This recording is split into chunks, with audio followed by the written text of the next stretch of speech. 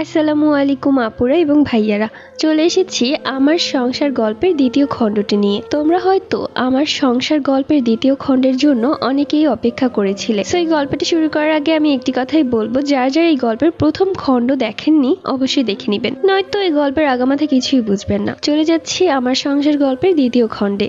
আমাকে আমার মামি শাশুড়ি কোনোভাবেই সেখান থেকে উঠতে দিচ্ছে না। মনের ভেতর কেমন একটা ভয় ডাকছে। আমার সুখের সংসারে কি তাহলে কালো মেঘ ঘনিয়ে এসেছে? আমি এক পর্যায়ে জোর জবরদস্তি করে মামি শাশুড়ির ঘর থেকে বের হলাম। এমনিতে ছোটবেলা থেকে আমি একটু সন্দেহবাদী। দৌড়ে গেলাম আমার বেডরুমে, গিয়ে দেখলাম সুমন রুমে নেই। দৌড়ে গেলাম সুমাইয়ার রুমে, দেখলাম দরজা বন্ধ করা। ও দরজা বন্ধ করে কি করছে? জোরে জোরে দরজা নক করলাম। সুমাইয়া ঘুমন্ত চোখে এসে দরজা খুললো। আমি তখন ওকে সরিয়ে ঘরের ভেতর ঢুকলাম এবং লাইট অন করে পুরো ঘরে তাকিয়ে কাউকেই দেখলাম না। মনে হচ্ছে বুকের উপরে থাকা পাহাড়টা নেমে গেল। আমি শুধু শুধু সন্দেহ করছি। সুমাইয়া তখন বলল, কি হয়েছে ভাবি, কি দেখছো? ভাইয়া ভাইয়ার ঘরেই আছে, এই বলে মুচকি হাসতে লাগলো। মনের মধ্যে কেমন খটকা লাগলো। কি ব্যাপার, ও এইসব কথা বলছে কেন? আমি তখন বললাম, এগুলো কেমন ধরনের কথাবার্তা? সুমন তো ওর রুমেই থাকবে, নাকি তোর রুমে থাকবে? আরে ভাবি, তুমি যেভাবে খুঁজছিলে আমি ভাবলাম তুমি ভাইয়াকেই খুঁজছো, তাই আমি মজা করে বলেছি। তুমি এত মাইন্ডে নাও কেন বলো তো?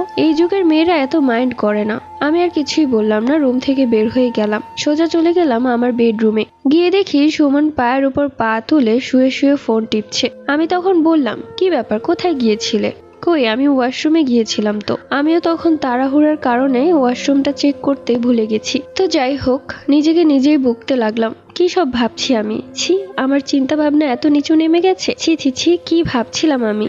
নিজেকেই নিজে আঘাত করতে ইচ্ছে করছে। আমার স্বামী আর যাই করুক আমাকে কখনোই ধোকা দিবে না। আর সুমাইয়া তোর বোন হয়, ওকে বোনের চোখেই দেখে। এরপর ঘুমিয়ে পড়লাম। কেটে গেল রাত। পরদিন সকালে ঘুম থেকে উঠে দেখি দেরি হয়ে গেছে। হায় হায়, আজকে তো সুমনের একটা দরকারি কাজ আছে। ও আমাকে বলেছিল তাড়াতাড়ি ডেকে দিতে, কিন্তু পাশে তাকাতেই দেখলাম সুমন সেখানে নেই। ও কি তাহলে না খেয়ে চলে গেল? আমি তখন উঠে তাড়াতাড়ি ডাইনিং রুমে যাই। অবশ্য ডাইনিং রুমে যাওয়ার আগেই সুমনের গলার সাউন্ড পাচ্ছিলাম। আমি গিয়ে দেখলাম সুমন ডাইনিং রুমে বসে আছে এবং পাশের চেয়ারে বসে আছে আমার মামি শাশুড়ি, এবং সুমনকে খাবার বেড়ে খাওয়াচ্ছে সুমাইয়া। আর কি হেসে হেসে কথা। এমনিতে আমার মনের ভেতর সন্দেহ, তার উপর এইসব কর্মকীর্তি দেখলে আরো সন্দেহ জাগে। যাই হোক, কিছুই বললাম না, কেননা সুমনের দেরি হয়ে যাচ্ছে, তাই হয়তো সুমাইয়া ওকে খাবার বেড়ে দিচ্ছে। হয়তো বা আমাকে ঘুমে থাকতে দেখে মামি শাশুড়িকে বলেছে খাবার বেড়ে দিতে। যাই হোক, আমি উঠে ফ্রেশ হয়ে নিলাম। সকাল থেকে খালাকে একটা বারও দেখছি না। কি ব্যাপার, উনি তো সকালেই ঘুম থেকে উঠে যায়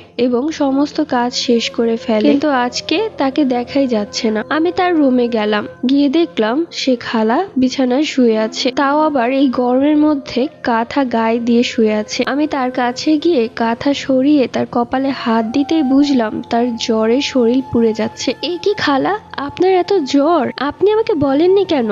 খালা তখন কাঁপতে কাঁপতে বলল, মা কিছু মনে করো না, আমি সকালে উঠতে পারিনি, অনেক কাজ জমে আছে, তাই না? আমার একটু শরীরটা ভালো হলেই আমি সব করে দিব। খালা, আপনি এগুলো কি বলছেন? আমি কি একটা বারও বলেছি আপনাকে এই শরীর নিয়ে কাজ করতে? আপনি একদম চিন্তা করবেন না, আপনি সুস্থ না হওয়া পর্যন্ত একটা কাজও করার দরকার নেই। আপনি শুয়ে থাকুন। এখনই আমি দারোয়ানকে দিয়ে ফার্মেসি থেকে ওষুধ আনাচ্ছি। আমাদের বাড়ির দারোয়ান রহিম চাচাকে ফোন করলাম। ফোন করেই বললাম, এখনই ফার্মেসিতে গিয়ে প্রচন্ড জ্বর শরীর ব্যথার ওষুধ নিয়ে আসুন। তিনি 20 মিনিটের মধ্যে গিয়ে নিয়ে আসলেন। ওইদিকে সুমন তার ব্যবসার কাজে চলে গেছে। সুমন চলে যাওয়ার পর ডাইনিং টেবিলের অবস্থা খুবই খারাপ। যেভাবে খাবার খেয়ে রেখে গেছে, মনে হচ্ছে যে এখানে আর কেউ খেতেই পারবে না। সব শেষে আমার মামি শাশুড়ি তার রুমে বসে টিভি দেখছে, আর অন্যদিকে সুমাইয়া তার রুমে গেট লাগিয়ে বসে আছে। অথচ সুমনের সামনে কি অ্যাক্টিংটাই না করলো। আস্তে আস্তে তাদের এইসব কর্মকীর্তি আমার কেমন যেন শরীরের জ্বালা ধরিয়ে দিচ্ছিল। আমি বুঝতে পারছিলাম আমার এই সুখের সংসারটা আস্তে আস্তে ফাটল ধরতে শুরু করেছে। যেভাবেই হোক এই মা মেয়েকে বের করতে হবে, নয়তো আমার সংসারে আগুন লেগে যাবে। আর আমার কাজের লোক সেই খালার এত শরীর খারাপ হওয়ার কথা না, কিন্তু এই মা মেয়ে মিলে সেই খালাকে এত কাজ করিয়েছে, বেচারি অসুস্থ হয়ে গেছে। আমি তখন আর সহ্য করতে পারলাম না। আমি সোজা চলে যাই মামি শাশুড়ির ঘরে। দেখলাম টিভিতে সে মুভি দেখছে। কি আনন্দ, কি ফুর্তি। কিছুদিন আগে যে তার স্বামী মারা গেছে, সেই দিকে কোনো শোকই নেই তার। মনের ভেতর আনন্দ ফুর্তি। আর তার ছোট মেয়ে সুমাইয়ার কথা আর কি বলবো, সারাক্ষণ ফোন নিয়েই বসে থাকে। মামি শাশুড়ি আমাকে এভাবে আসতে দেখে বলল, কি হয়েছে চৈতি, কিছু বলবে আমাকে? হ্যাঁ বলবো, আমি বলার জন্যই এসেছি। কি বলবে বলো? আমার কাজের লোক খালার শরীর খুব অসুস্থ, জ্বর। হ্যাঁ তো কি হয়েছে? আমি কি করতে পারি বলো? ডাইনিং টেবিলের অবস্থা দেখেছেন কি অবস্থা? ডাইনিং টেবিলের আবার কি হয়েছে? ভালোই তো আছে। তা কি বলতে চাচ্ছ? সোজা সাপটা বলো তো। ঘুরিয়ে পেঁচিয়ে কথা আমি একদম পছন্দ করি না। তার কথার দাপট দেখে মনে হচ্ছে আমি তাদের বাড়িতে বেড়াতে এসেছি। আমিও নরম হলাম না, আমিও কড়া কণ্ঠে বললাম, মামি শাশুড়ি, আমার এই কথাগুলো আপনাকে আগেই বলা দরকার ছিল, কিন্তু যেহেতু এখন আপনারা এখানেই থাকছেন তাই এই কথাগুলো আপনাদের বোঝা দরকার। এখানে আপনি আর সুমাইয়া যে খাবার দাবার খাবেন সেগুলো নিজেরাই রান্না করবেন, এমনকি আপনাদের কাপড় চোপড়ও আপনারা নিজেরাই ধোবেন। আমার কাজের লোক খালা শুধু আমার কাজই করবে, সে আপনাদের কাজ করতে পারবে না। আর হ্যাঁ, গতকাল রাতে আপনার মাথা ব্যথার নাটকে আমাকে যে আটকে রেখেছিলেন আমি সবটাই বুঝতে পেরেছি। আপনার মাথা ব্যথা করলে খাটের পাশে মাথা ব্যথার ওষুধ রেখে দিবেন। গভীর রাতে আমাকে ডাকাডাকি করবেন না। আমি সারাদিন পরিশ্রম করে রাতে ঘুমাই, তাই রাতের বেলা আমার ঘুম ভালো মতো না হলে শরীরটা খুব খারাপ লাগে সকাল। আমার মামি শাশুড়ি পা থেকে মাথা পর্যন্ত আমাকে বাঁকা চোখে দেখে বললেন, বাহ, মুখে খই ফুটছে দেখছি। 2 দিনের রূপ দেখাতে শুরু করে দিয়েছি। কি ভেবেছিস আমার ভাগিনা সবকিছু তুই একা ভোগ করবি? আমি তখন অবাক হয়ে বললাম, মানে কি বলছেন এসব? আহা, নিকাশ আসতে হবে না। তুই আমাদেরকে ভাবিস না যে আমরা উড়ে এসে জুড়ে বসেছি। সুমনের মামি হিসেবে আমার সব অধিকার আছে এই বাড়িতে। এগুলো আপনি কি বলছেন? অধিকার? কিসের অধিকার? মামা শ্বশুর মারা যাওয়ার পর আপনাদেরকে যে আশ্রয় হিসেবে এই বাড়িতে থাকতে দিয়েছি এটাই তো অনেক। কি বলি তুই? এত বড় কথা? তুই জানিস আমাকে? তুই কার সাথে কথা বলছিস? হ্যাঁ, খুব ভালো করে জানি। আপনি হচ্ছেন সেই মহিলা, যে মহিলা উপর দিয়ে অনেক ভালোবাসা দেখান কিন্তু ভেতরে আপনার একটা কালসাপ লুকিয়ে আছে। কি বলি তুই? এই বলে তিনি তেড়ে আসলেন আমাকে মারার জন্য। আমি তখন সাথে সাথে তার হাত ধরে ফেলি। আপনার সাহস তো কম না, আমার বাড়িতে এসে আমার গায়ে হাত তুলছেন। আপনাদের এই মা মেয়েকে এক্ষুনি এই বাড়ি থেকে ঘাড় ধাক্কা দিয়ে বের করে দিব। কি বললি তুই? আমাদেরকে ঘাড় ধাক্কা দিয়ে বের করে দিবি? কেন? এই বাড়ি ঘর সবকিছু কি তোর? হ্যাঁ আমার। আপনি জানেন না সবকিছু সুমন আমার নামে লিখে দিয়েছে। সাথে সাথে তার মুখ ফ্যাকাশে হয়ে গেল আর বলল, হ্যাঁ বললেই হলো, সুমন এত বোকা না। তুই কি ভেবেছিস আমি এই বাড়িতে এমনি এমনি এসেছি? আপনি যেমনি যেমনি আসেন না কেন, কিভাবে কিভাবে বাড়ি থেকে বের করতে হয় সেটাও আমি ভালো করেই জানি। আমার বাড়িতে থেকে আমার উপর রাজত্ব করা সব বের করব আমি। কি করবি তুই? তুই হচ্ছিস একটা ফকিরনি জাতের মেয়ে। তোর বাবা একটা ফকির, মা একটা ফকিরনি। এই কথা শুনে আমার মাথার রক্ত গরম হয়ে গেল। আপনার মাথা ঠিক আছে? আপনি কি বলছেন আমাকে? কি বলছি আবার? যা সত্যি তাই বলছি। তুই হচ্ছিস একটা ফকিরনির মেয়ে। আপনার সাহস কি করে হলো আমার বাবা মাকে নিয়ে বাজে কথা বলা? আমি গরিব ঘরের মেয়ে নাকি বড়লোকের মেয়ে সেটা সুমন ভালো করেই জানে। আমার বাবার আর্থিক অবস্থা আলহামদুলিল্লাহ অনেক ভালো। আমাদের নিজেদের 3 তলা বাড়ি আছে। সুমন সবকিছু দেখে আমাকে বিয়ে করেছে। আর আপনি আমাকে এত বড় কথা বললেন? আমি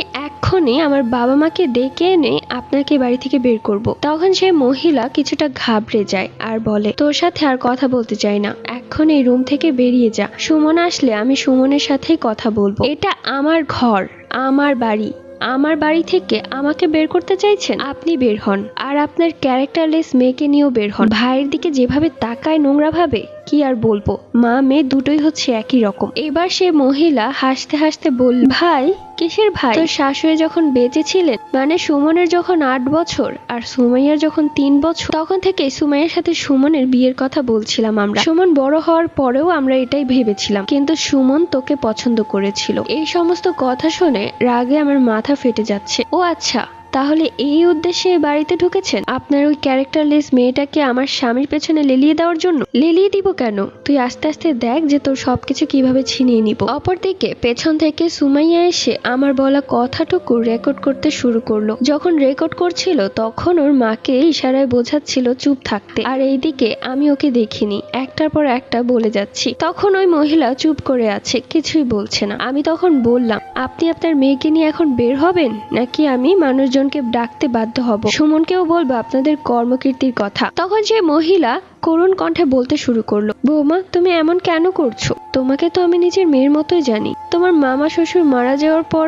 আশ্রয় হিসেবে বাড়িতে এসেছি। আমাদের বিপদের সময় এই ব্যবহারটুকু করবে আমাদের সাথে? তার মুখে এই সমস্ত কথা শুনে আমার আরো রাগ হচ্ছিল। কিছুক্ষণ আগে আমাকে তুই তুকারি করে কি খারাপ ভাষায় গালাগালি করেছে, আর এখন কি বলছে এসব? আপনার এই ভালো সাজার নাটক আমার সামনে করবেন না। মেজাজ গরম হয়ে যাচ্ছে বলে দিচ্ছি। এখনই পোটলা পাটলি সব নিয়ে বের হন, নয়তো আমি কিছু একটা করে ফেলবো। আমার মাথায় রক্ত টকবক করছে। তখন মামি শাশুড়ি এসে আমার পায়ে ধরলো আর বলল, তোমার পায়ে ধরছি, আমাকে মাফ করে দাও মা, যদি আমার থেকে কোনো ভুল হয়ে যায়। সুমাইয়াকে দেখো, ও যুবতী মেয়ে, ওকে নিয়ে আমি কোথায় যাব? মা গো, একটু দয়া করো, আমার যে কোনো ছেলেও নেই যে আমি তার বাসায় গিয়ে উঠবো। তুমি যদি একটু দয়া না করো তাহলে আমার কি হবে? আমার মেজাজ প্রচন্ড গরম হলো, কিন্তু আমি আর কোনো কথা বললাম না। মুখ ঘুরিয়ে চলে আসতে যাব, অমনি সুমাইয়ার সাথে ধাক্কা খেলাম। সুমাইয়ার সাথে সাথে ফোন লুকিয়ে ফেললো। কি হয়েছে? এখানে দাঁড়িয়ে দাঁড়িয়ে আমাদের কথা শুনছিস, নাকি মায়ের হয়ে ওকালতি করতে এসেছিস? এরপর আমি ঘরে চলে যাই, বেডরুমে বসে আছি। মাথা আমার প্রচন্ড গরম। কাদের বাড়িতে ঢুকিয়েছি?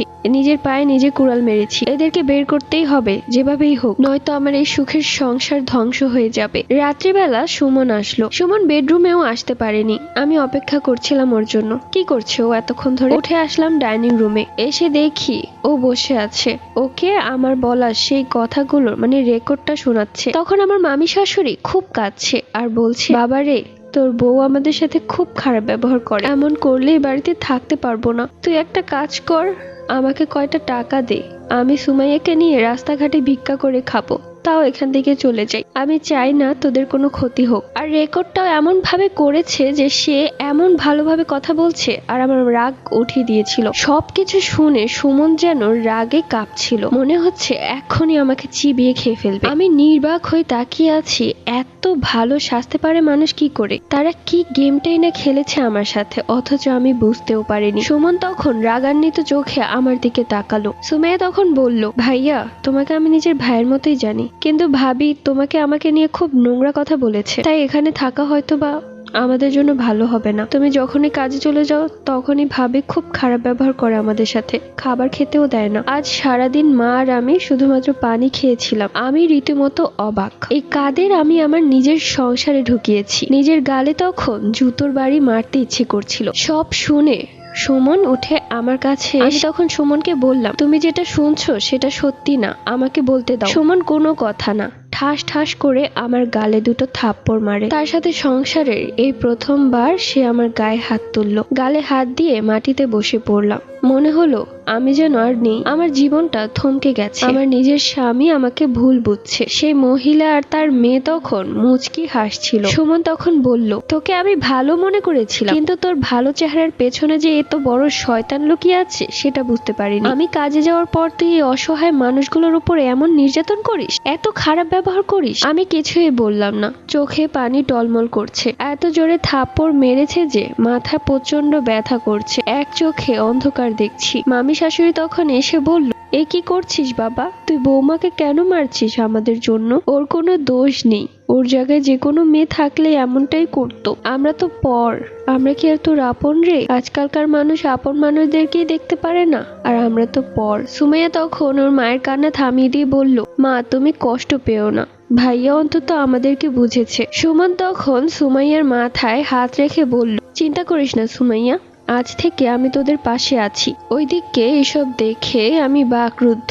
কি বলবো কিছু জানি না, কিছু বলার ভাষা নেই আমার। পরদিন সকাল থেকে শুরু হলো আমার উপর নির্মম অত্যাচার। সুমন কাজে চলে গেল, আমার সাথে কথা বলল না, এক বিছানায় ঘুমালো না। আমি আমার বেডরুমে ছিলাম, কিন্তু সুমন কোথায় ঘুমিয়েছে জানি না। মনে হচ্ছে ড্রয়িং রুমে ঘুমিয়েছিল, জানি না। উঠে দেখতে যায়নি, কেননা প্রচন্ড আঘাত পেয়েছি। পরদিন সকালবেলা সুমন কাজে চলে গেল। প্রচন্ড মাথা ব্যথা আমার। ঘুম থেকে উঠে রান্নাঘরে আসি। এসে দেখলাম খালা সব কাজ করে রেখেছে, এমনকি নাস্তাও তৈরি করে রেখেছে। আমি তখন বললাম, এতগুলো রুটি কেন? খালা তখন বলল, কি আর কমু, আমারে হ্যাঁ হুকুম দিয়া গেছে, কইছে হ্যাগোলেগেও রুটি বানাইতে। আমার মেজাজ তখন আরো গরম হয়ে গেল। আমি তখন আমার আর খালা রুটি রেখে বাকি সবগুলো রুটি একটা বক্সে ভরে দারোয়ানকে ফোন করে তার কাছে দিয়ে দিলাম এবং বললাম, আপনি খেয়ে ফেলবেন। সাথে যে যে তরকারি ছিল সবকিছু আমাদের অনুযায়ী রেখে বাকি সবকিছু ফেলে দিলাম। আমার কথা হচ্ছে, আমার সংসার যেহেতু আগুন লাগিয়েছে, তাই আমি ওই দুইটাকে বাড়ি থেকে বের করে ছাড়বো। এতে যা করার করব। কিছুক্ষণ পর মহারানীরা চলে আসলো খাবার খেতে। তখন আমরা খাবার খেয়ে উঠে পড়েছি। খালাকে বলেছি তাদের একটা কাজও যেন না করে। তখন সেই মহিলা চিৎকার শুরু করলো খালার উপর, এই বদমাস, তোকে বলেছি না আমাদের জন্য বানাতে? কই নাস্তা কোথায়? কিসের নাস্তা? আপনাকে লেগে কোনো নাস্তা বানাইতে পারবো না। আমি এই বাড়িতে যার কাম করি হ্যাঁ নিষেধ করছে, তাই আপনাকে খিদা লাগলে নিজে গোটা নিজে বানায় খাইবেন। আর শুনেন, কোনো কাপড় চোপড়ও আমার দিবেন না ধুইতে।